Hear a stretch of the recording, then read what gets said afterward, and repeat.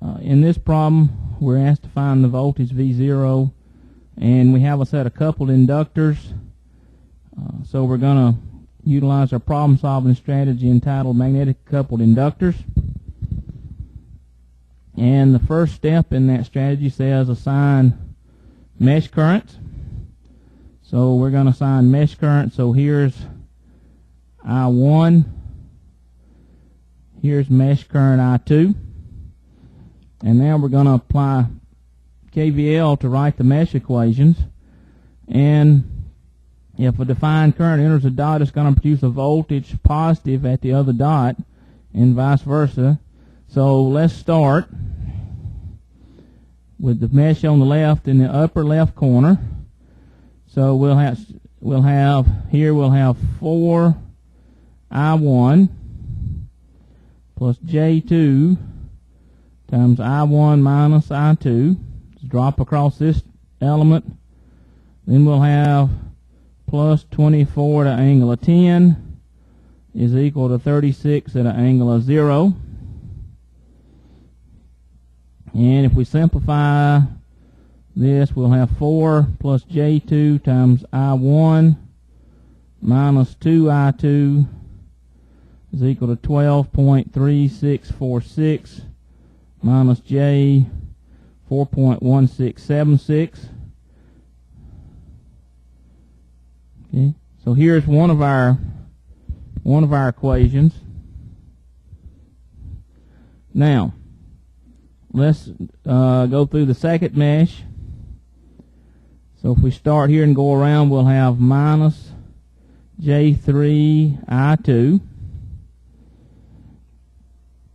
Okay, now we'll have two terms for this inductor. One is just due to current I2 flowing through this coil, and that voltage polarity is going to be plus to minus, so we'll have J4I2. But now we also have current flowing through this other coil. It's also I2. They're coupled. So now if we look, I2 enters the undotted terminal. It's going to produce a voltage with that polarity. And notice it's the opposite polarity.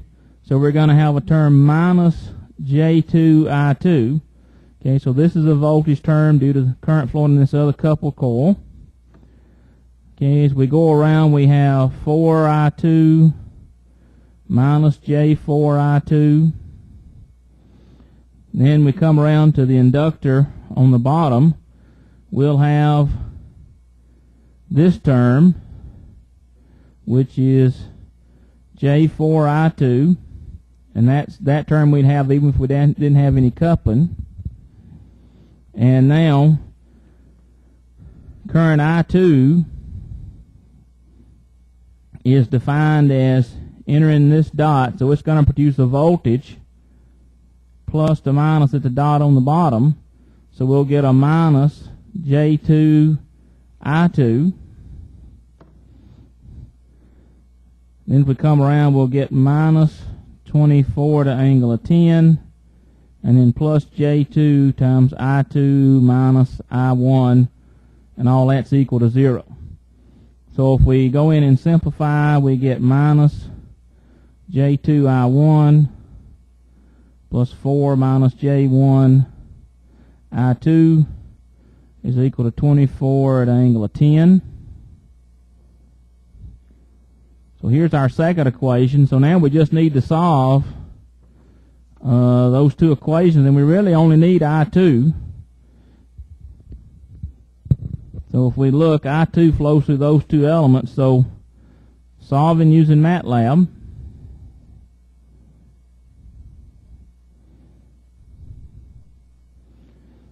I2 turns out to be 5.8 at an angle of 32.86. And if we look back at our circuit diagram, V0 is 4 minus J4 times I2.